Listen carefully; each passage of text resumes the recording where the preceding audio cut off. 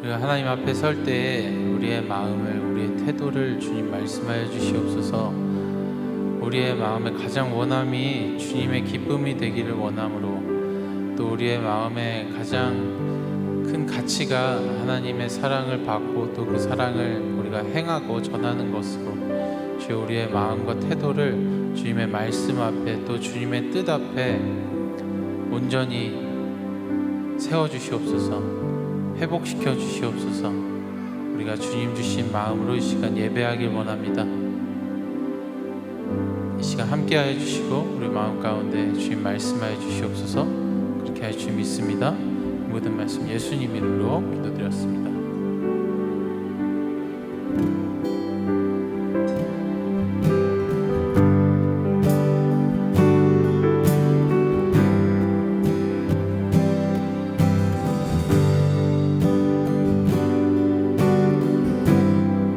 정결한 마음 주시옵소서. 주님, 정직한 영을 새롭게 하소서. 다시 한번 주님 앞에 정결한 마음 주시옵소서. 정결한 마음 주시옵소서. 오 주님, 정직한 영을 새롭게 하소서. 우리 다시 한번 주님 앞에 정결한 마음 주시옵소서. 정결한 마음 주시옵소서. 오 주님, 정직한 영을 새롭게 하소서. 나를 주님 앞에서, 나를 주님 앞에서 멀리하지 마시고 주의 성령을 거두지 마옵소서.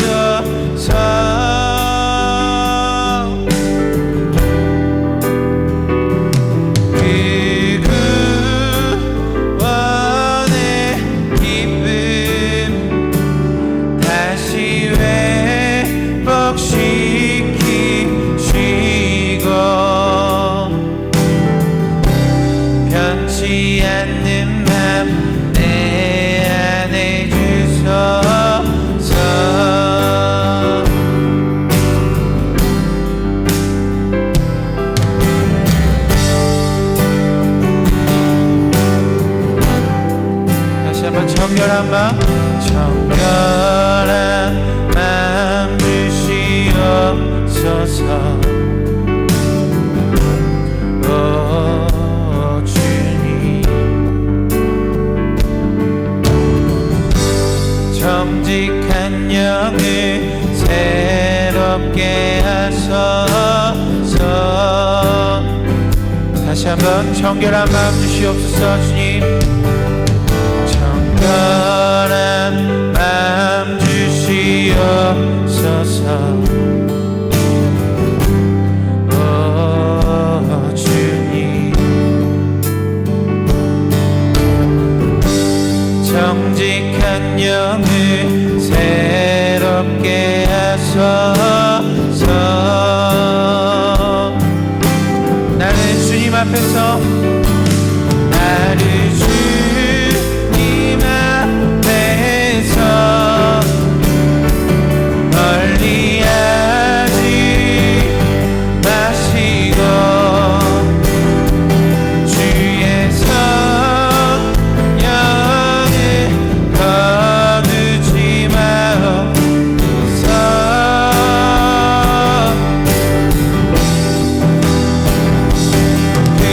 그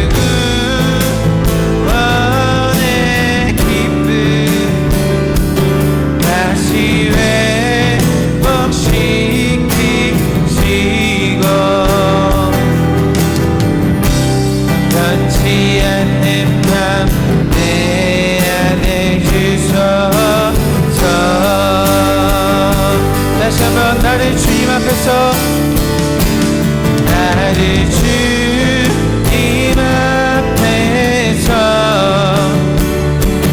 멀리하지 마시고 주의 성령을 거두지 마옵소서. 예수님 그 구원의 기쁨 다시 회복시키시고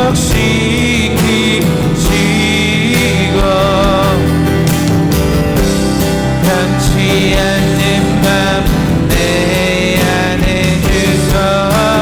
우리 다시 한번 주님 앞에 나는 주님 앞에서 나를 주님 앞에서 멀리하지 마시고 주의 성령을 거두지 마옵소서. 예수님 그 구원의 기쁨 다시 회복시키시고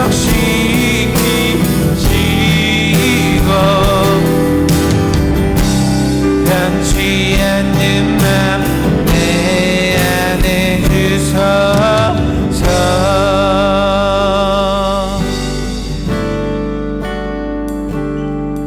정결한 마음 주시옵소서. 오 주님 정직한 영을 새롭게 하소서.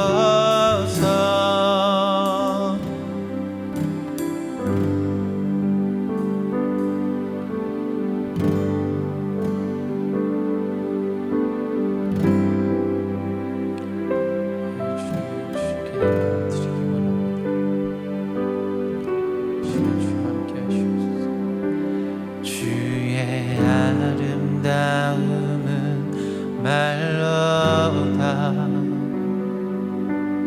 영원할 수 없고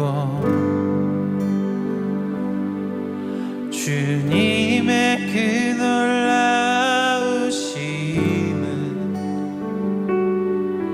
다 표현할 수가 없네. 누가 그 지혜를 깨닫고 누가 깊은 사랑 증량할까. 보좌에 앉으신 주의 위엄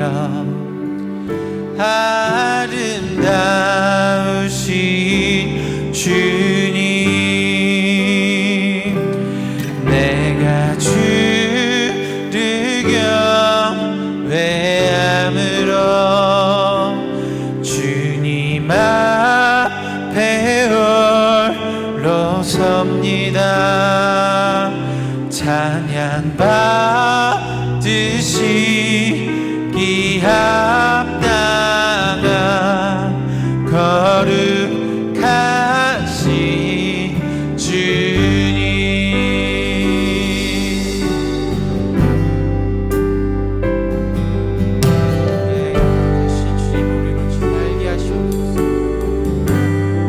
다시 한번 주의 아름다움은 말로다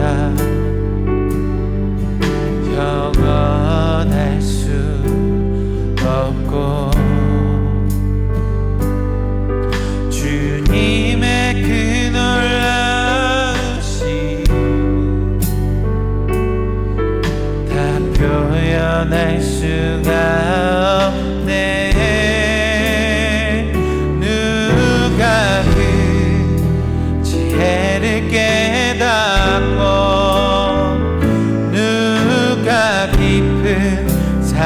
한층 향할까 보좌에 앉으신 주의 위엄 아름다우신 주님 내가 주를 경외함으로 주님 앞에 홀로 섭니다. 찬양 받으시기 합당한 거룩하신 주 다시 한번 내가 주를 경외함으로 주를 경외함으로 주님 앞에 홀로 섭니다. 찬양 받으시기 합당한 거룩하신 주님 내가 주를 경외함으로 주를 경외함으로 앞에 홀로 섭니다. 받으시기 합당한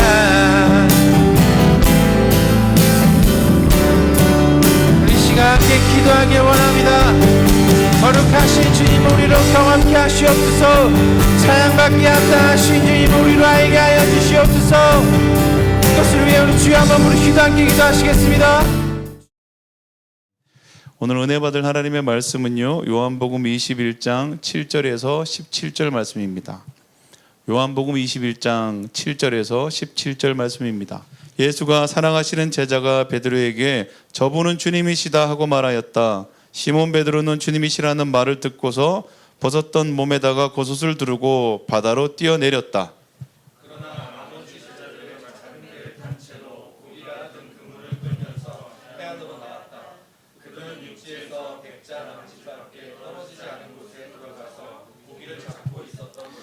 그들이 땅에 올라와서 보니 숯불을 피워 놓았는데 그 위에 생선이 놓여 있고 빵도 있었다.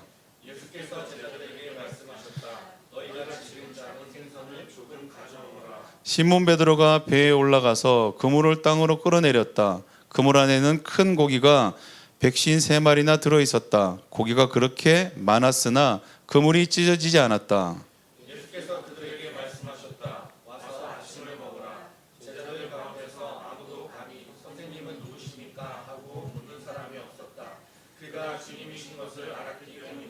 예수께서 가까이 오셔서 빵을 집어서 그들에게 주시고 이와 같이 생선도 주셨다. 예수께서 죽은 사람들 가운데서 살아나신 뒤에 제자들에게 자기를 나타내신 것은 이번이 세 번째였다. 그들이 아침을 먹은 뒤에 예수께서 시몬 베드로에게 물으셨다. 요한의 아들 시몬아, 내가 이 사람들보다 나를 더 사랑하느냐? 베드로가 대답하였다. 주님, 그렇습니다. 내가 주님을 사랑하는 줄을 주님께서 아십니다. 예수께서 그에게 말씀하셨다. 내 어린 양떼를 먹여라. 예수께서 두 번째로 그에게 물으셨다. 요한의 아들 시몬아, 내가 나를 사랑하느냐? 베드로가 대답하였다. 주님, 그렇습니다. 내가 주님을 사랑하는 줄을 주님께서 아십니다. 예수께서 그에게 말씀하셨다. 내 양떼를 다 같이 읽겠습니다. 예수께서 세 번째로 물으셨다. 요한의 아들 시몬아, 내가 나를 사랑하느냐? 그때 베드로는 예수께서 내가 나를 사랑하느냐 하고 세 번이나 물으심으로 불안해서 주님께서는 모든 것을 아십니다. 그러므로 내가 주님을 사랑하는 줄을 주님께서 아십니다 하고 대답하였다. 예수께서 그에게 말씀하셨다. 내 양떼를 먹여라. 아멘. 오늘 이 본문 말씀으로요, 나를 받아주셨으니 나도 받아드립니다 라는 제목으로요, 우리 장안동 사랑의 교회에서 우리 심호하고 계시는 우리 이재균 전사님 나오셔서 우리 가운데 말씀 전해 주십니다. 우리 환영의 박수로 우리 전사님 맞이하겠습니다.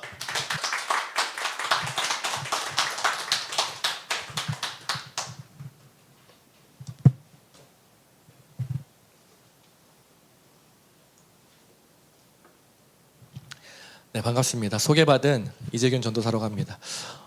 저희 교회는 저희 교회도 휴가가 있거든요. 제가 이번 주 휴가인데 감사하게도 저희 목사님은 꼭 휴가 기간에 주일을 하루 빼주세요. 이제 주일날 다른 교회 가서 예배도 드려보고 다른 목사님 말씀도 한번 들어보고 그 교회 괜찮으면 그 교회 가서 사역해라 이런 마음으로 항상 주일날 빼주시거든요. 그래서 참 이런 기회가 흔치 않습니다, 사역자에게. 그래가지고 어느 교회를 갈까, 다른 교회 가서 주일날 예배한다는 게 쉽지 않거든요. 말씀 좋은 교회 참 많은데 분당 우리 교회도 있고 뭐 다 알잖아요. 그래서 어딜 갈까 고민하다가 고향에 가고 싶다라는 생각이 들었어요. 물론 이곳이, 이 장소가 저의 고향은 아니지만 저와 함께 했던 사람들이 있는 곳이 고향이라고 생각합니다. 그래서 저희 청년 시절 제가 가장 방황할 때, 정신 못 차릴 때 저에게 복음을 전해주셨던 저희 우지 목사님 생각나 전화를 드렸어요. 목사님, 주일날 이러이러한 상황으로 좀 조용히 예배만 드리고 갈게요 했더니 아니야, 말씀을 전해 이렇게 하셔가지고 제가 이렇게 왔습니다. 복음을 전할 수 있는 게 참 귀한 일인데 귀한 시간 허락해 주셔서 감사하고, 또 오늘 이 시간 짧은 시간인데요, 하나님께서 우리에게 주신 귀한 말씀 함께 나누며 하나님의 은혜 같이 누리길 소망합니다. 우리 함께 봉독했던 요한복음 21장 7에서 17절 말씀을 통해서 목사님께서 말씀해 주셨는데, 제목이 나를 받아주셨으니 나도 받아들입니다 라는 제목입니다. 우리 같이 한 목소리로 한번 고백해 보겠습니다. 나를 받아주셨으니 나도 받아들입니다. 아멘. 함께 고백한 이 제목으로 하나님의 말씀 증거하도록 하겠습니다. 화려한 10마디 말보다 따뜻한 밥 한 그릇이 사람을 살립니다. 사람을 살리는 것은요, 화려한 10마디의 말이 아니라 때로는 따뜻한 밥 한 그릇, 밥 한 번 사주는 것이 그 사람을 살리고 회복시키는 일일 수 있다는 것입니다. 제가 청년 때 있었던 일입니다. 제가 이제 사역을 한 지 이제 올해로 7년 차가 됐거든요. 청년 시절 거슬러 가보면 한참 전이죠. 군대를 이제 막 전역하고 청년부에 막 복귀했던 시기였습니다. 그때 나이가 제가 23, 24 정도 됐어요. 제가 올해로 38이거든요. 시간이 참 빠른데 15년 전의 일입니다. 군대를 막 전역해서 23살의 청년이 이제 교회를 다시 왔는데 아는 사람은 없고 다 어색하고 제 위로는 다 하늘 같은 선배들밖에 없으니까 누구한테 이렇게 쉽게 다가가기가 쉽지가 않은 거예요. 같이 있는 친구들도 뭐 저를 잘 안 챙겨주고. 그래서 혼자 그냥 외톨이처럼 구석에만 이제 또 가만히 앉아 있을 때 그런 저에게 늘 먼저 다가와서 재균아, 밥은 먹었어? 라고 물어봐주는 선배가 있었습니다. 지금 기억으로는요, 그 선배랑 저랑 나이 차이가 아마 지금 제가 이제 23살 때 그 선배는 지금 저의 나이였던 것 같아요. 띠동갑을 한참 넘었던 선배였던 걸로 기억합니다. 어떻게 보면은 청년부 왕고죠. 가장 높은 하늘 같은 선배가 가장 이제 막내인 청년한테 와가지고 먼저 찾아와 주셔서 밥은 먹었니? 한 주간 잘 지냈어. 늘 저에게 따뜻하게 다가와 주셨던 선배가 있었어요.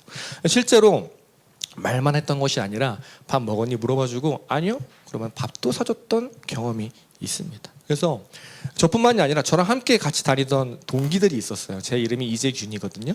근데 똑같이 균으로 끝나는 저희 동기들이 있었습니다. 재균, 동균, 태균 해서 세균이라고 그랬는데 이 청년들 저와 함께 했던 이 동기들을 그 형님이 항상 데려가서 밥을 사주고 챙겨주고 했던 기억이 있어요.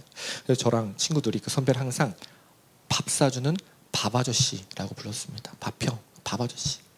근데 재밌는 게 저의 청년 시절을 딱 한마디로 요약해 보면요, 제가 딱 30살 때까지 청년 교회에 있다가 이제 사역을 시작했거든요. 저희 청년 시절을 딱 한마디로 요약을 하면 질풍노도의 시기라고 말할 수 있습니다. 여기 계신 분들은 사실 뭐 저희 청년 시절을 함께 하신 분이 계시기 때문에 저희 청년 시절 너무나 잘 알고 있는데, 제가 지금 사역하고 있는 교회에서 제가 청년 시절 때 참 이랬습니다, 질풍노도의 시기를 보냈습니다 이러면은 성도님들이 아니 우리 전도사님이 그러셨다고 이러세요. 그래서 제가 그동안 이미지 관리 참 잘한 거죠. 근데 여기 계신 분들은 얘기하자 다 아는 분들이 계세요. 뭐 자랑할 건 아니지만 부끄러운 과거죠. 제가 막 군대 전역했는데 제 머리가 지금은 깔끔하잖아요. 근데 저의 머리가 거의 어깨에 닿을 정도 장발에다가 왼쪽 귀에 손가락만한 피어싱을 하고, 그리고 저 오늘 형제님께서 드럼을 아주 멋있게 치셨는데 저도 그때 이제 드럼을 쳤거든요. 예배 때 드럼을 치는데 어떻게 쳤냐? 껌을 아주 맛있게 씹으면서 드럼을 쳤다. 참 멋있는 모습이었죠. 그것뿐만이 아니에요. 토요일날 저희는 찬양팀이 토요일날 저녁에 연습을 했거든요. 연습을 끝나고 빨리 가서 이제 내일 주일 사역을 준비해야 되는데 또 밤새 놀다가 주일날 지각하고, 지각했으면 와가지고 또 말씀이라도 잘 들어야 되는데 같이 친구랑 떠들다가 졸고 그런 일들이 하루 이틀이 아니었어요. 그러니까 어떻게 보면 이제 말씀에 집중하기보다는 말썽 부리는 데 집중했던 그런 문제적인 청년이었습니다. 근데 이게 다 지났으니까 이렇게 웃으면서 얘기하지, 그 당시에 그 모습을 그래서 껌 씹으며 드럼치는 그 형제를 옆에서 바라보는 선배들의 마음 어땠을까요? 어땠을 것 같아요? 마음이 답답하죠. 그렇죠? 옆에 가서 그러면 안 된다. 말도 해주고 싶고 한 대 때려주고 싶고, 그렇죠? 그랬던 마음이 다들 있었을 거란 말이에요. 근데 실제로 진짜 저에게 찾아와서 야 재균아, 너 교회 다니면서 그러면 되냐? 너 성도가 그러면 돼? 라고 저에게 얘기해줬던 선배들도 있었습니다. 너 껌 씹으면 진짜 혼난다. 다음 주에도 껌 씹으면 너 진짜 나한테 혼나. 이랬던 선배도 있었어요. 그렇게 얘기를 하면 아 죄송합니다. 제가 앞에서는 아 죄송해요. 잘못했어요. 이렇게 얘기하고 그 다음 주가 되면 어떻게 했을까요? 더 맛있게 껌을 씹었어요. 더 맛있게 껌을 씹으면서 드럼을 쳤습니다. 왜요? 그 선배의 말에 반감이 생겼기 때문이에요. 그 선배의 그 바른 말이 저에게 어떠한 영향력을 미치지 못했다라는 것입니다. 그런데 제가 그렇게 질풍노도의 시기를, 그런 청년 시절을 보내고 있었는데요. 한결같이 저에게 다가와서 앞서 말했던 그 밥 아저씨, 그 선배님, 늘 웃는 얼굴로 저에게 다가와서 재균아 한 주간 또 어떻게 지냈어? 오랜만에 본다. 밥 먹었니? 밥 먹으러 가자. 늘 저에게 한결같은 사랑으로 대해줬던 선배들. 근데 사실 그 선배뿐만이 아닙니다. 여기 계신 뭐 여러 가지 선배들 계신데 다 저에게 그렇게 대해주셨어요. 나랑 밥 먹자. 정말 가서 이제 교회 앞에 있는 음식점 가서 밥 사주시고. 근데 그 당시는 제가 철이 없어서 이 사람이 돈이 많은가 보다. 아니면 이 사람이 지금 밥 먹을 사람이 없어서 나랑 같이 먹자고 하나 보다. 그런 생각을 했던 거죠. 그 밥이 어떠한 가치가 있는지를 진짜 몰랐던 거예요. 그냥 밥만 먹고 그냥 이렇게 신앙생활을 했습니다. 시간이 한참 지나고요. 어느덧 제가 그 선배의 나이가 됐어요. 30대 중반. 사역을 시작하게 된 거죠. 그리고 저에게도 그때 저 같은 신앙의 후배들이 생겼습니다. 제가 맡고 있는, 제가 청년 담당이거든요. 저희 청년부가 한 20명 정도 됩니다. 저희 청년들이 생겼어요. 누가 봐도 그때의 저보다 한참 얌전한 친구들이에요. 어느 누구도 예배 때 껌 씹는 친구들이 없어요. 다 제가 얘기하면 잘 따르던 친구들이거든요. 근데 문제는 뭐냐면 지금 저의 눈으로 그 청년들을 바라보니까 부족한 모습만 보이더라는 거예요. 왜 이렇게 부족하지? 쟤는 왜 이렇게 예배 때 태도가 안 좋지? 저의 눈으로 바라보니까 참 해주고 싶은 말이 많고 부족한 모습만 보였다는 거죠. 그러니까 어떻게 합니까? 항상 정답을 얘기했어요. 너 왜 그러니? 너 왜 그렇게 했어? 왜 이렇게 늦었어? 너 왜? 왜 그러는 거야? 그리스도인은 그러면 안 된다. 성도는 그러면 안 된다. 화려한 말, 다 맞는 말. 제가 했던 얘기 중에 틀린 말이 한 마디도 없었거든요. 정답 같은 말들을 계속 늘어놓았습니다. 이게 제가 사역 초창기 때만 해도 계속 그런 모습으로 청년들을 대했어요. 항상 정답을 말했는데 그 이후에 어떻게 됐을까요? 어떻게 되었냐면 놀랍게도 아무도 변화되지 않았다라는 것입니다. 정답을 얘기하고 맞는 말만 했는데 아무도 변화된 사람이 없었어요. 오히려 그 마음 가운데 상처와 아픔만 주게 되었습니다. 시간이 조금 더 지나고 나서 여러 가지 고민을 하면서 나중에 깨닫게 되었습니다. 내가 변화된 것도 누구의 말 때문이 아니었는데 왜 나는 계속 말로 상대방을 변화시키려고 할까? 나는 어떻게 변화되었지? 내가 저 청년의 나이 때 나는 어떤 모습이었지? 나를 변화시켰던 건 뭐였을까? 다시 한번 고민해 봤더니 그때서야 저에게 아무 말 없이 밥을 사줬던 그 밥 아저씨, 그런 선배들이 생각이 났어요. 그 선배가 사줬던 밥은요, 저에게 있었던 그 수많은 선배들이 저에게 밥을 사줬던 그 밥은 그냥 돈이 많아서 사준 흔한 밥이 아니었습니다. 배가 고파서 밥을 사준 것도 아니었고요, 밥 먹을 사람이 없어서 저랑 같이 먹은 것도 아니었어요. 그 선배들의 밥 한 그릇은요, 저를 그냥 있는 그대로 받아주는 사랑이었죠. 그 받아들임 덕분에, 그 수많은 선배들의 받아들임 덕분에 철없던 청년 이재균이 청년 사역자 이재균으로 변화될 수 있었던 것입니다. 무슨 말인가요? 여러분, 사람을 변화시키는 것은요, 화려한 말이 아니라 따뜻한 밥 한 그릇. 사람을 변화시키는 건 정답이 아니라, 가르침이 아니라 있는 그대로 그 사람을 받아들이는 마음이라는 것입니다. 가만히 보면요, 성경을 보면 우리 예수님이 그러셨다는 거예요. 예수님의 사랑은요, 가르치는 사랑이 아니었습니다. 언제나 우리를 받아들이는 사랑, 받아주는 사랑이었어요. 오늘 본문에서도요, 예수님의 받아들임 덕분에, 예수님의 한결같은 받아들임 덕분에 다시 절망에서 회복된 한 사람이 등장합니다. 우리가 너무나 잘 아는 예수님의 수제자였던 베드로예요. 오늘 보면 너무 잘 아시죠?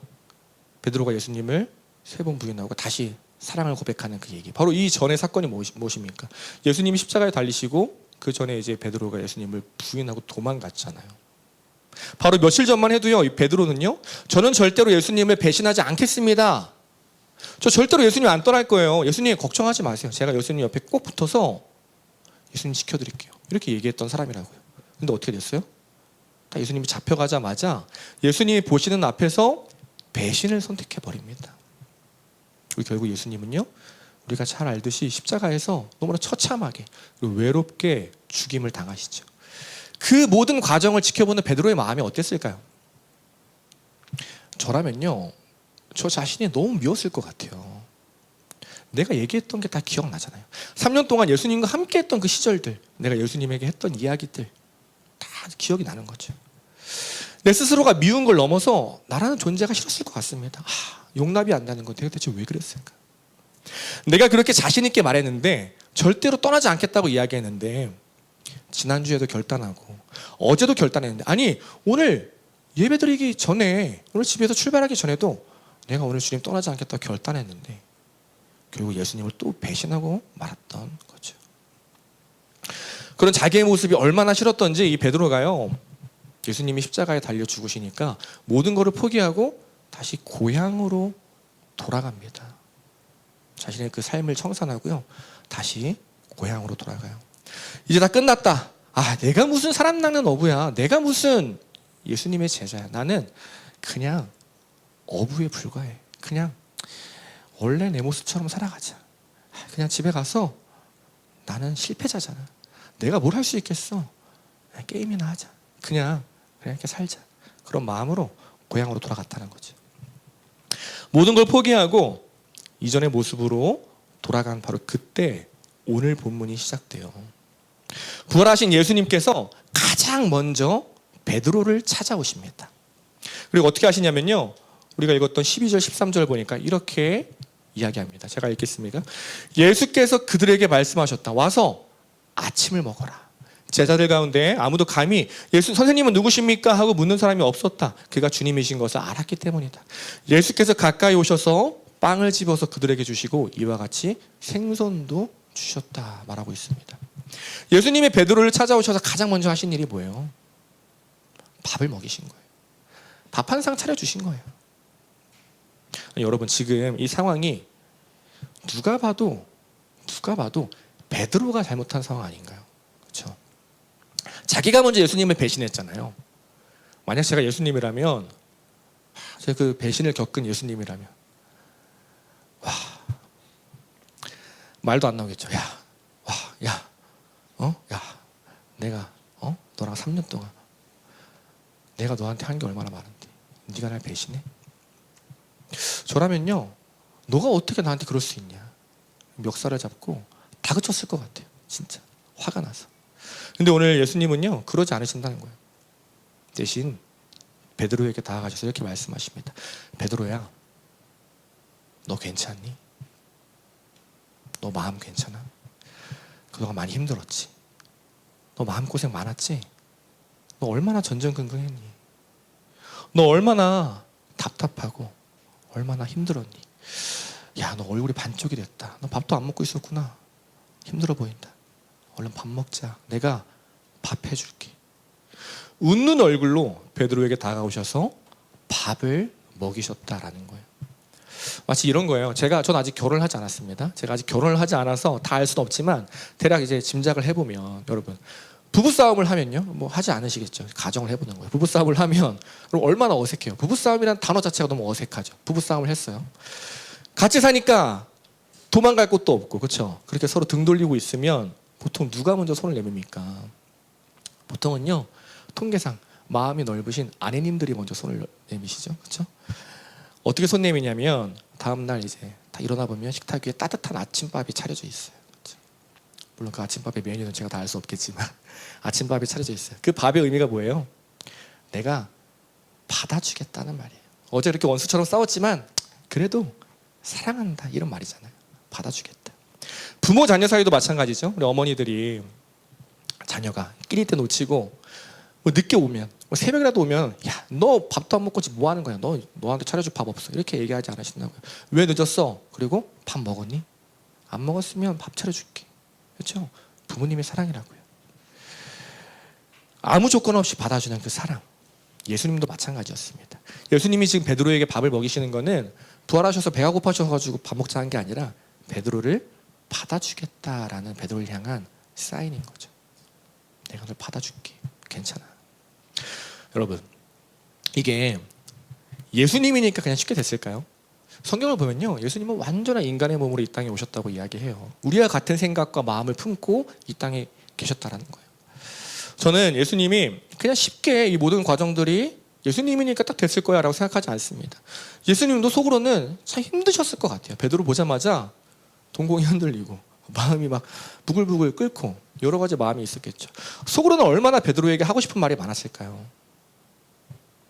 제가 청년 시절에 방황하고 정신 못 차릴 때 저에게 밥을 사줬던 그 선배들, 밥을 사주진 않았지만 마음속으로 기도해 주던 그 선배들, 저에게 얼마나 하고 싶은 말이 많았을까요? 아마도 저에게 밥을 사주면서 밥 한 숟갈 꿀꺽 삼킬 때마다 내가 지금 하고 싶은 이야기, 야, 너 그러면 안 된다, 그 얘기도 꿀꺽 삼켰을 것 같아요. 그렇게 계속 하고 싶은 말 삼켜가면서 밥을 먹었을 것 같습니다. 왜요? 바로 그게 사랑이기 때문이에요. 사람을 살리는 것은 가르침이 아니라, 맞는 말이 아니라, 정답이 아니라 받아주는 마음이기 때문입니다. 오늘 본문이 우리에게 말하고 있는 메시지는 무엇입니까? 간단해요. 예수님은 언제나 나를 받아주시는 분이다. 예수님은 내가 어떤 모습이든지, 내가 어떤 잘못을 했든지 나를 가르치려고 하기보다는 나를 그냥 있는 모습 그대로 받아주시는 분이다. 오늘 본문이 우리에게 이야기를 하고 있는 것입니다. 우리 삶을 채점하시는 분이 아니라 우리 삶을 있는 그대로 채워주시는 분, 그분이 바로 우리가 믿는 예수님이다. 우리가 알려주고 있는 거예요.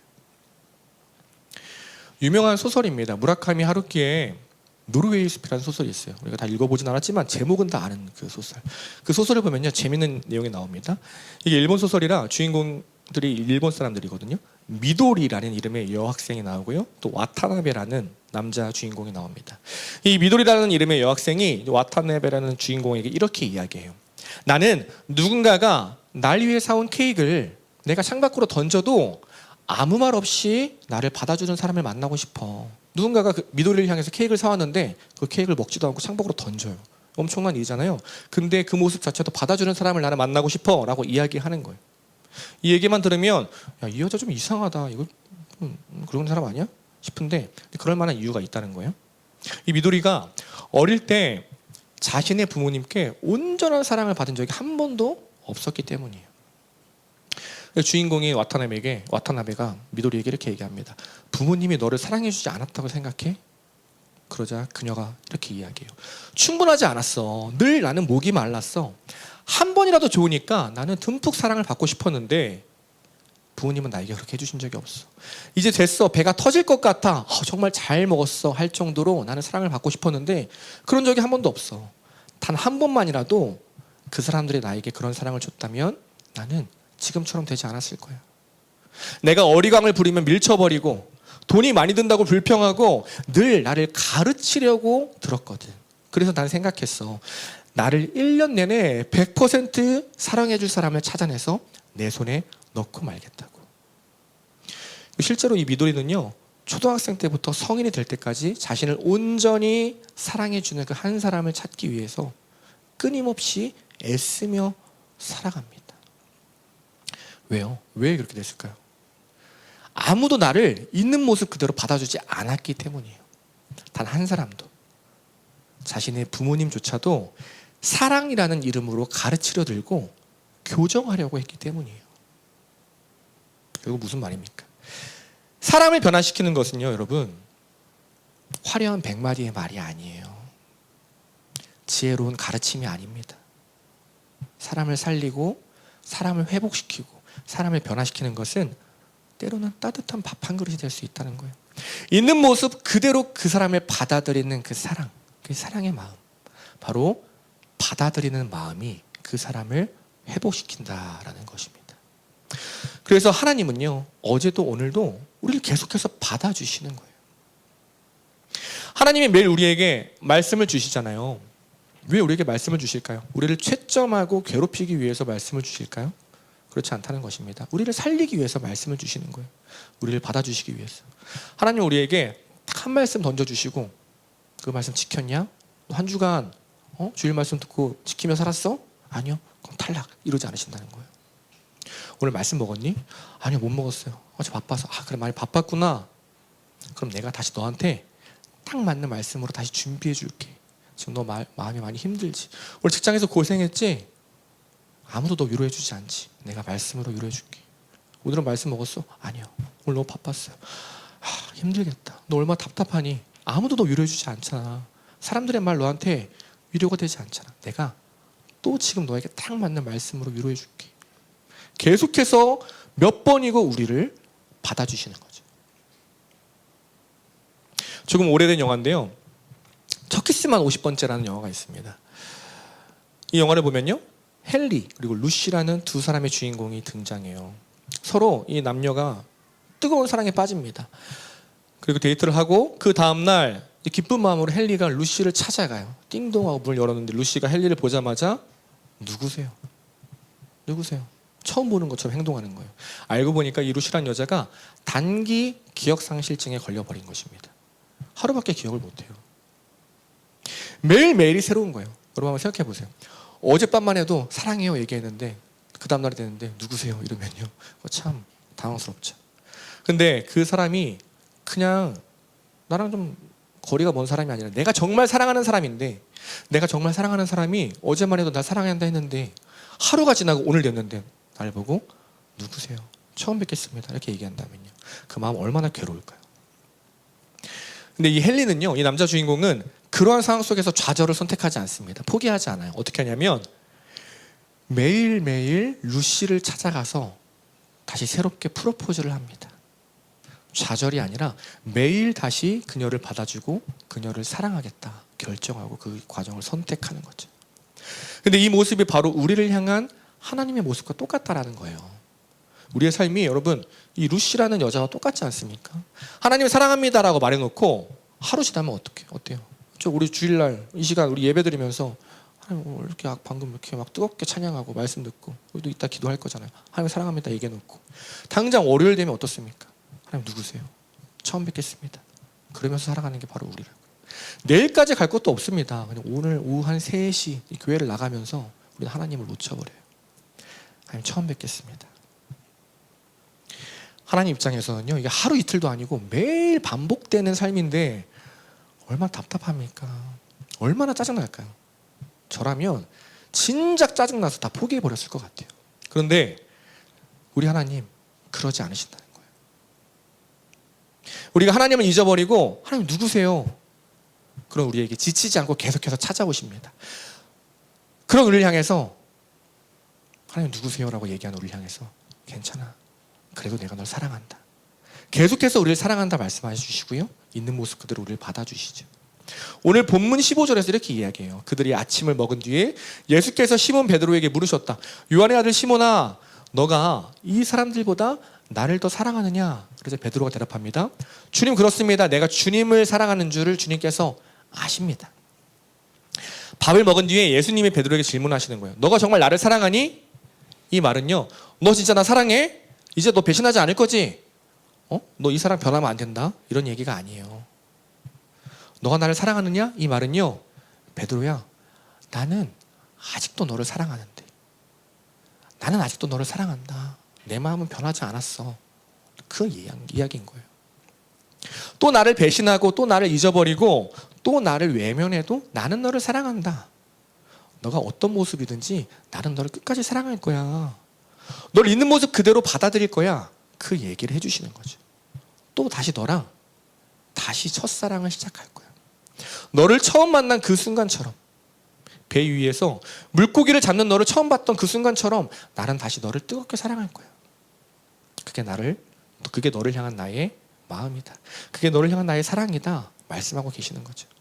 첫 키스만 50번째가 아니라 지금 첫사랑만 50번, 500번, 수천 수만 번 계속해서 반복하고 계신 거예요. 그러자 그 말을 듣고 베드로가 놀라요. 그리고 예수님께 말합니다. 주님, 그럴 수 없습니다. 내가 주님을 사랑하는 줄 주님께서 아십니다. 이 말은요, 당연하죠. 내가 주님을 사랑할 수 있습니다. 그 얘기를 하는 게 아니라 너무 부끄럽고 죄송하니까, 주님, 저는 그런 사랑을 받을 자격이 없어요. 전 그런 사람이 아닙니다. 주님 아시잖아요. 저는 주님을 떠났던 사람이에요. 저는 죄인입니다. 저를 포기하세요. 이렇게 이야기하고 있는 거예요. 그 말을 듣고 예수님이 또 말씀하십니다. 아니야, 너는 사랑받을 자격이 있어. 내가 너를 지금 모습 그대로 사랑한다. 그러자 베드로가 또 말합니다. 아니요, 예수님, 저는 예수님을 또 배신할 거예요. 또 예수님을 떠나갈 겁니다. 또 예수님을 모른다고 말할 거예요. 똑같은 상황이 또 반복되면 저는요, 또 예수님을 포기할지도 몰라요. 그러자 예수님이 마지막으로 말씀하세요. 그래도 괜찮아. 그래도 괜찮아. 그래도 난 너를 사랑할 거야. 그 모습까지도 내가 너를 받아들일 거야. 베드로에게 말씀하세요. 그러자 어떻게 됩니까? 그 세 번의 대화 속에 예수님의 끊임없는 그 사랑과 받아주심을 확인한 베드로가요, 실패와 좌절 속에 있던 베드로의 마음이 온전히 회복되기 시작합니다. 공허함과 텅 빈 마음으로 가득 찼던 그의 영혼이 사랑과 생명으로 가득 차기 시작해요. 어떻게 그렇게 될 수 있었습니까? 예수님의 받아주심 때문이었다는 거예요.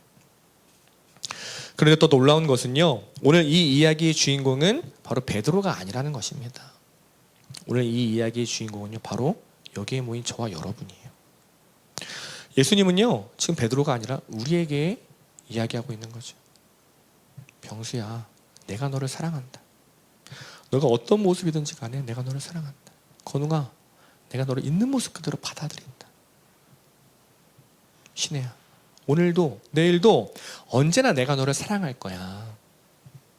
세상은 너에게 여러 가지 이야기를 하겠지만 그러면 안 된다, 그러면 실패한다, 틀렸다 얘기하겠지만 나는 너를 끝까지 사랑할 거야. 나는 널 끝까지 받아들일 거야. 오늘 우리에게 그렇게 말씀하고 계신 것입니다.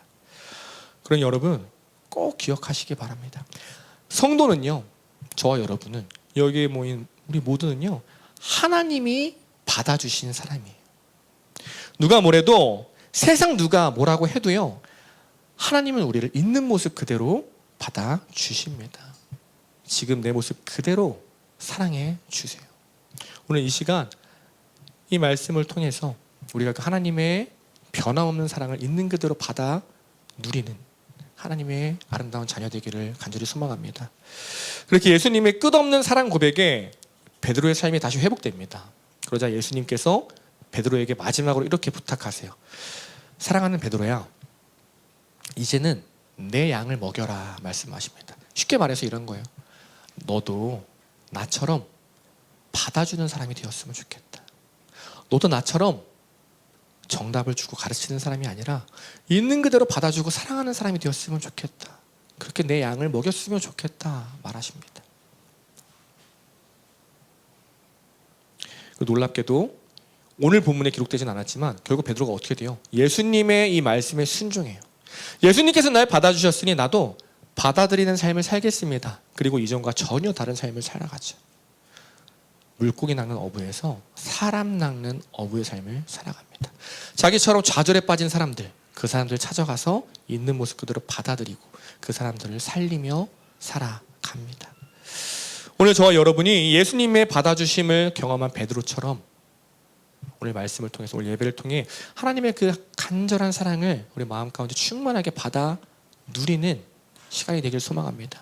그리고 나 혼자 받아 누리는 것으로 끝나는 것이 아니라 그 사랑을 내 곁에 있는 우리 이웃들, 우리 가족들, 그 사람들에게 마음껏 흘려보내는 사람이 되기를 간절히 소망합니다.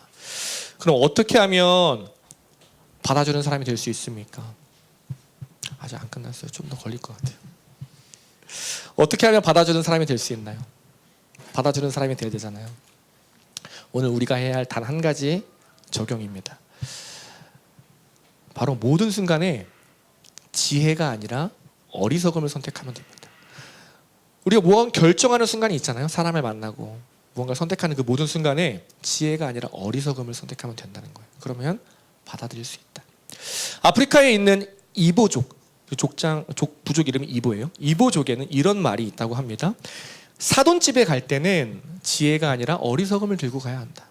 결혼하셨으니까 다 사돈댁이 있잖아요. 사돈집에 갈 때는 지혜가 아니라 어리석음을 들고 가야 된다. 지혜로 상대방을 가르치려고 하기보다 어리석은 자세로 경청하는 것이 아름다운 모습이라는 얘기예요. 지혜가 아니라 어리석음이 상대방을 살리고 받아주는 모습이다 이야기하고 있는 것입니다. 오늘 예수님이 그러셨다는 거예요. 자신을 배신했던 베드로를 예수님께서 먼저 찾아가시잖아요. 그것도 부족해서 몇 번이고 베드로에게 사랑한다고 먼저 말씀하십니다. 베드로가 먼저 예수님을 찾아가서 예수님 잘못했습니다 이렇게 얘기해도 용서해 줄까 말까 하는데 예수님이 먼저 그 베드로를 찾아가셔서 용서해 주시고 먼저 사랑한다 말씀해 주시죠.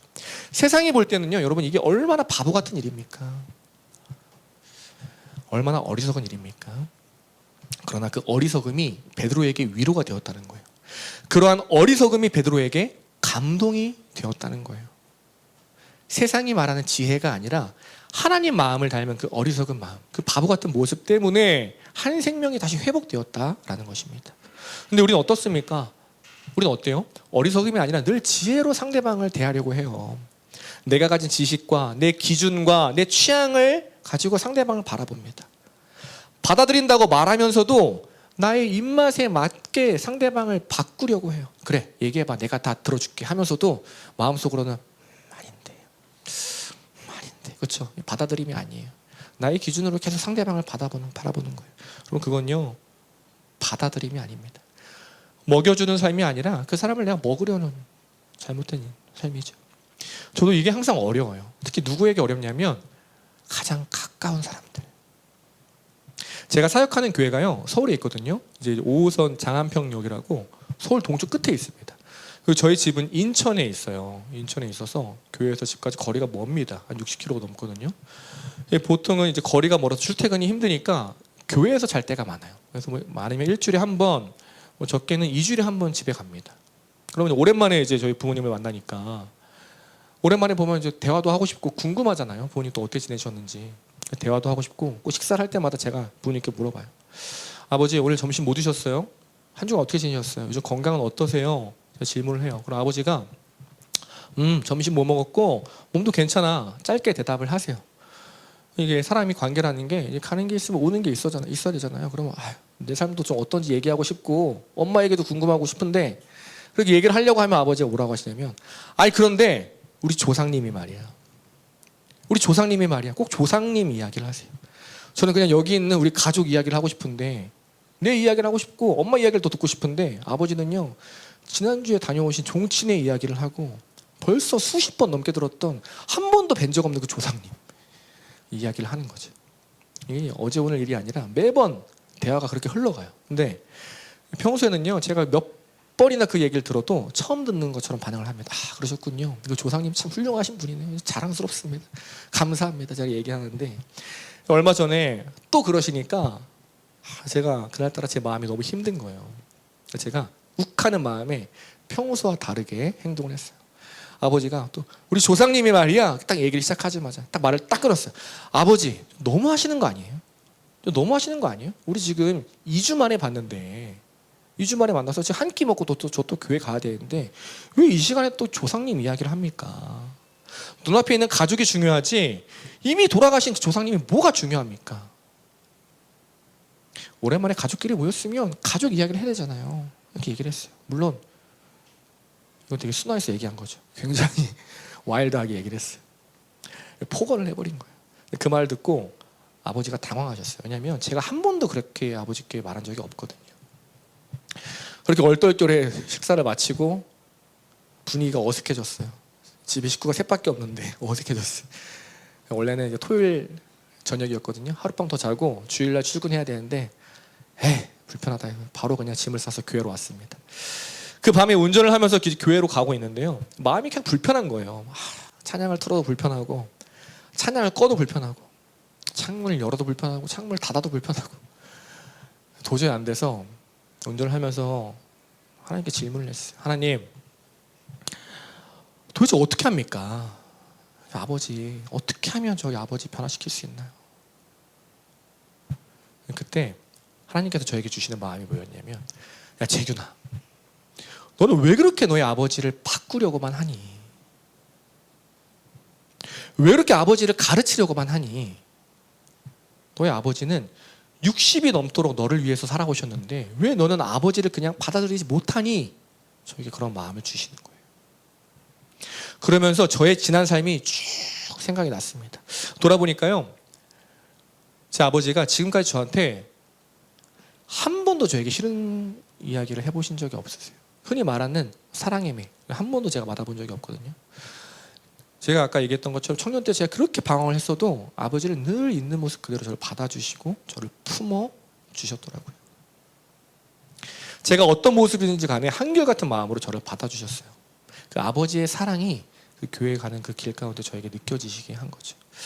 아버지는 평생 나를 받아주셨는데 나는 이제 좀 머리가 컸다고 지혜로운 척하고 가르치려 하고 아버지를 받아주기보다 밀어내고만 있었던 것입니다. 죄인도 이런 죄인이 없었던 거죠. 사랑하는 여러분, 우리의 모습은 어떻습니까? 가장 가까운 사람에게 나는 어떠한 모습으로 그 사람을 대하고 있나요? 내 가족에게 나는 어떻게 하고 있습니까? 지혜로, 가장 지혜로운, 가장 맞는 말로 그들을 가르치려고 하고 있지 않습니까? 내 기준, 내 입맛대로 변화시키려고 하면서 나와 다르면 틀렸다고 마음속으로 정죄하고 있지 않나요? 여러분, 사랑은 나에게 집중하는 것이 아니라 너에게 집중하는 것입니다. 사랑은 가르침이 아니에요. 사랑은요, 받아들임입니다.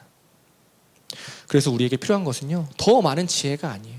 어쩌면 우리에게 필요한 것은 더 많은 말씀과 성경 지식이 아닐지도 몰라요. 여러분, 이미 우리에게는요, 하나님의 말씀이 충분해요. 내 이웃을 내 몸같이 사랑해라 모르는 사람 아무도 없다라고요. 더 많은 말씀이 필요한 것이 아니라 그 말씀 그대로 내 이웃을 받아들이는 마음, 그 어리석음이 우리에게 필요하다라는 것입니다. 지혜로 내가 오늘은 반드시 너를 고쳐주고 말 거야, 내가 오늘은 반드시 너를 그 버르장머리를 고치겠다, 이런 마음이 아니라 내가 오늘도 너에게 배우겠다, 내가 오늘도 너의 말에 경청하겠다, 오늘도 내가 아니라 너가 주인공이다, 내가 있는 모습 그대로 너를 받아들이겠다, 나보다 너에게 집중하는 그 마음이 내 이웃을 받아들이고 내 이웃의 영혼을 회복시키고 다시 살린다라는 것입니다. 우리가 믿고 따르는 예수님, 우리가 믿는다고 고백하는 예수님은요, 여러분, 세상에서 가장 어리석은 분이셨습니다. 생각해 보세요. 하늘 가장 높은 곳에서 그 모든 부귀영화를 버리고 가장 낮은 이 땅에 오셨습니다. 왜요? 우리를 받아들이기 위해서요. 가장 낮은 곳에서 모든 것을 포기하고 이 땅에 오셨어요. 약자들을 위해서 살다가 십자가에서 가장 처참하게 죽임을 당하셨어요.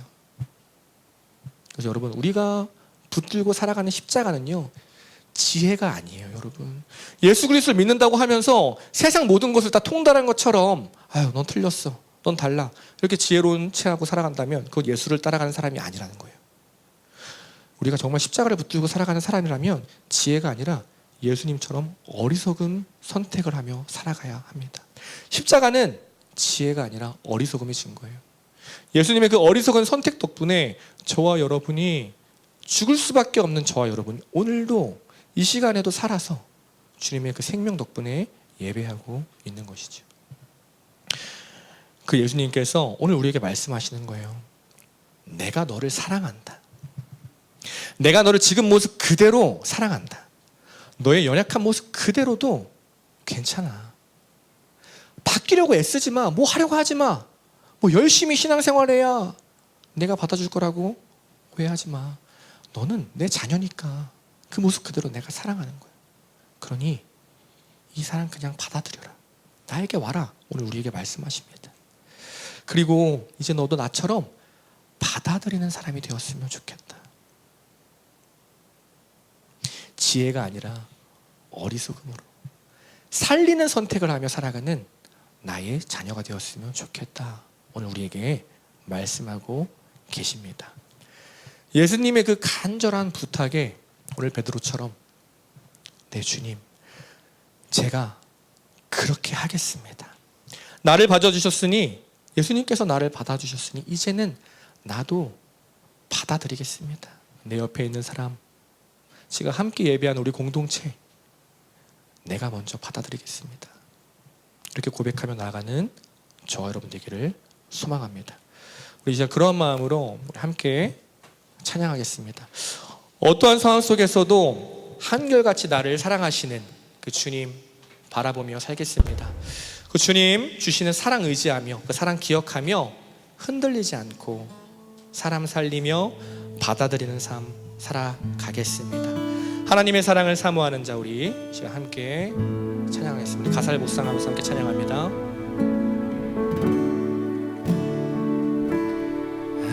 하나님의 사랑을 사모하는 자, 하나님의 평안을 바라보는 자, 너의 모든 것 창조하신 우리 주님이 너를 얼마나 사랑하시는지. 하나님께 찬양과 경배하는 자, 하나님께 찬양과 경배하는 자, 하나님의 선하심을 닮아가는 자, 너의 모든 것 창조하신 우리 주님, 너를 자녀 삼으셨네. 너를 자녀 삼으. 하나님 사랑의 눈으로, 하나님 사랑의 눈으로 너를 어느 때나 바라보시고, 하나님인 자한 귀로서 언제나 너에게 기울이시니, 어두움에 밝은 빛을 비춰주시고 너의 작은 신음에도 응답하시니, 너는 어느 곳에 있든지 주를 향하고 주만. 처음부터 다시 한번 고백합니다. 하나님의 사랑을 사모하는 자, 하나님의 사랑을 하나님의 평안을 바라보는 자, 주님 우리에게 사랑 주시고 평안 주시기를 원하십니다. 바라보는 자, 너의 모든 것 창조하신 우리 주님이 너를 얼마나 사랑하시는지. 그 하나님께 찬양과 경배하는 자, 하나님께 찬양, 하나님의 그 선하심을 닮아가는 자, 하나님의 선하심을 닮아가는 자, 너의 모든 것 창조. 그 주님이 우리를 있는 모습 그대로 자녀 삼으셨습니다. 우리 이번에 후렴 고백할 때는 주어를 나로 바꿔서 고백합니다. 하나님 사랑의 눈으로, 하나님 사랑, 나를 어느 때나 바라보시고, 나를 어느 때나 바라보시고, 하나님이 참 언제나 나에게 기울여 주십니다. 언제나 나에게 기울이시니, 어두움에 밝은 빛 나의 작은 신음에도, 나의 작은 신음에도 나는 어느 곳에 있든지, 나는 어느 곳에 있든지 나를 받아주시는 주님을 향하고 주님을 바라보겠습니다. 아멘. 우리 다시 한번 고백합니다. 하나님 사랑의 눈으로, 하나님 사랑의 눈 나를 어느 때나 바라보시고 나를 어느 때나 바라보시고 하나님이 창한 귀로 언제나 나에게 이으리시니 그 삶에 빛을 주시고 생명을 주시고 사랑을 주시고 평안을 주시는 분이십니다. 비춰주시고 나의 작은 신음에도 응답하시니 나는 어느 곳에 있든지 주를 향하고 주만 바라볼. 우리 이 시간 말씀 붙들고 함께 기도하겠습니다. 하나님, 나를 있는 모습 그대로 받아주심에 감사합니다. 늘 주님을 외면하고 주님을 거부하고 주님을 거절했는데 그런 나를 포기하지 않으시고 오늘도 찾아와 주시고 오늘도 나를 사랑한다 말씀해 주시는 주님 감사합니다. 오늘 주님의 그 사랑을 내가 먼저 깊이 받아들이는 하나님의 자녀 되게 하여 주옵소서. 그리고 나를 받아주셨으니 나 또한 받아들이는 사람 되게 하여 주옵소서. 지혜가 아니라 어리석음으로 예수님처럼 상대방에게 집중하며 사랑하는 사람 되게 하여 주옵소서. 우리에게 허락하신 이 공동체 함께 예배하는 우리 이웃들 내가 먼저 사랑하며 사랑하는 사람 되게 하여 주옵소서. 우리 그런 마음으로 기도합니다. 주님의 이름 한번 부르고 다 함께 통성으로 하겠습니다. 기도합니다. 주여 하나님 아버지 감사합니다. 아버지 주님을 외면하고 주님을 떠나가는 우리에게 찾아오셔서 너가 틀렸다 너가 잘못됐다 말씀하지 않으시고 우리 있는 모습 그대로 우리를 받아주신 주님, 그 주님이 계셨어. 그 주님 덕분에 내가 지금도 살아갈 수 있었는데 하나님의 사랑을 더 받아들이는 사람 되게 하소서. 예수님의 사랑을 받아주는 사람입니다. 가르치는 것이 아니라 정답을 말하기보다 있는 모습 그대로 받아들이고 아버지 그 사람을 살리는 선택을 하며 살아가게 하여 주옵소서. 우리에게 허락하신 우리 공동체 나에게 허락하신 우리 가족들 내 이웃들 내가 먼저 사랑하며 살아가겠습니다. 내가 먼저 받아들이겠습니다. 내가 먼저 지혜가 아니라 용납으로 받아들임으로 있는 그대로 그 모습을 바라보며 살아가겠습니다. 우리 교회가 그런 교회 되게 하여 주옵소서. 우리 가정 그런 가정 되게 하여 주옵소서. 우리 직장이 그런 직장 되게 하여 주옵소서. 주여 주여 주여 하나님 주님의 그 사랑을 날마다 경험하고 살아가게 하여 주옵소서.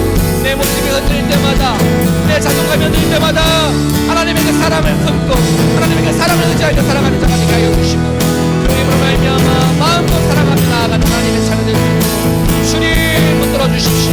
아버지 주님 붙들어 주옵소서. 그렇게 주님 찬양합니다. 아버지 역사하여 주옵소서. 아버지 역사하여 주옵소서. 주님 우리에게 말씀해 주시니 감사합니다. 주님이 나를 받아주셨으니 나도 주님 받아들이며 살아가겠습니다. 아멘 아멘 아멘. 믿음으로 고백하는 이 고백들 가운데 주님 역사하여 주시고 회복을 더하여 주옵소서. 그러니까 주님 찬양합니다. 주님 감사합니다. 그 주님의 믿음으로 이 시간 나아갑니다. 아버지 함께 하여 주옵소서. 네, 다시 한번 고백합니다. 하나님 사랑의 눈으로 함께 고백하겠습니다. 하나님 사랑의 눈 나를 어느 때나 바라보시고 하나님이 창한 귀로서 언제나 너에게 귀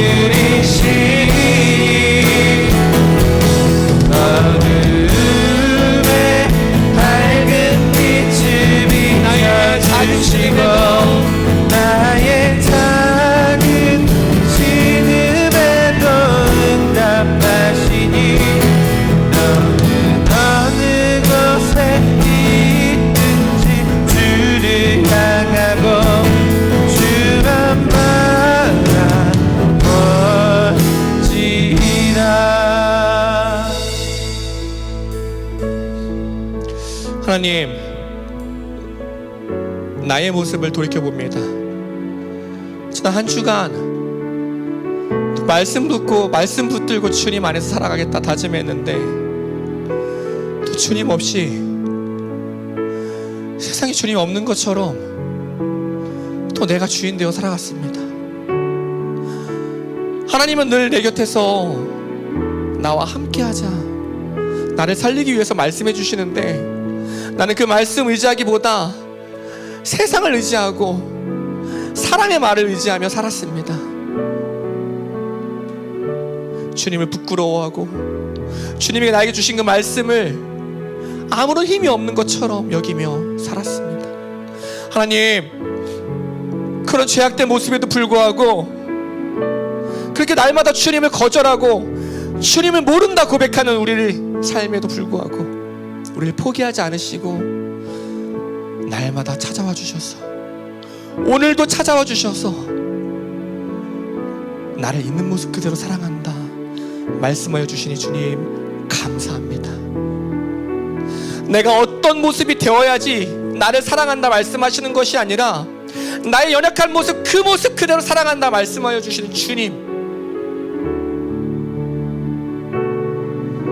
연약한 나를 살리기 위해 이 땅에 오셨다고 말씀하시는 주님, 그 주님이 계셔서 오늘도 내가 살아갈 수 있습니다. 하나님, 오늘 이 시간 우리 마음 가운데 세상이 주는 다른 어떤 지식과 유익과 기준들이 아니라 어느 순간 속에서도 나를 받아주시는, 어떤 모습 속에서도 나를 받아주시는, 있는 그대로 나를 사랑해 주시는 그 하나님의 사랑, 흔들림 없는 사랑, 변함없는 그 사랑만을 우리 마음 가운데 가득 채우고 돌아가는 주님의 아들 딸 되게 하여 주옵소서. 주님의 그 사랑으로 날마다 그 사랑을 힘입어 살아가는 하나님의 복된 자녀들 되게 하여 주옵소서. 세상은 계속해서 우리에게 틀렸다, 아니다, 각자의 기준으로 말씀하십니다. 그때마다 우리의 삶이 흔들릴 때마다 내가 누구인지 어디로 가야 할지 알지 못할 때마다 언제라도 나를 받아주시는 그 하나님 기억하며 하나님 안에서 다시 회복됨으로, 주님이 주신 사랑으로, 주님이 주신 생명으로 다시 살아가는 이번 한 주 되게 하여 주옵소서. 하나님이 나를 받아주셨으니 나 또한 받아들이며 살아가겠습니다. 지혜가 아니라 어리석음으로 나에게 허락하신 내 가족들, 오늘 우리에게 허락하신 함께 예배하는 이 공동체, 그동안 주님 말하지 않았지만 지혜로 내 이웃들을 바라봤습니다. 사랑이 아니라, 살리는 선택이 아니라 죽이는 선택을 하며 살아왔습니다. 그러나 주님, 오늘은 그 주님을 붙들고 그 주님을 닮아서 그 어리석은 십자가를 붙들고 나도 어리석은 선택을 하겠습니다. 한 주간 모든 선택의 순간에 있어서 지혜가 아니라 어리석음을 선택하는 하나님의 자녀를 되게 하여 주옵소서. 우리 교회가, 우리 함께 걷는 교회가 세상이 인정하는 지혜로운 교회가 아니라 세상은 바보 같다 말할지라도 하나님이 기뻐하시는 날마다 어리석은 선택으로 사람을 살리며 나아가는 하나님이 기뻐하시는 복된 공동체 되게 하여 주옵소서. 내가 먼저 그런 사람 될 수 있도록 주님께서 오늘 나의 마음을 변화시켜 주옵소서. 그렇게 하실 주님 찬양합니다. 언제나 나를 받아주시고 언제나 나를 사랑하여 주시고 우리를 끝까지 있는 모습 그대로 받아주시는 예수님의 이름으로 감사하며 기도드립니다.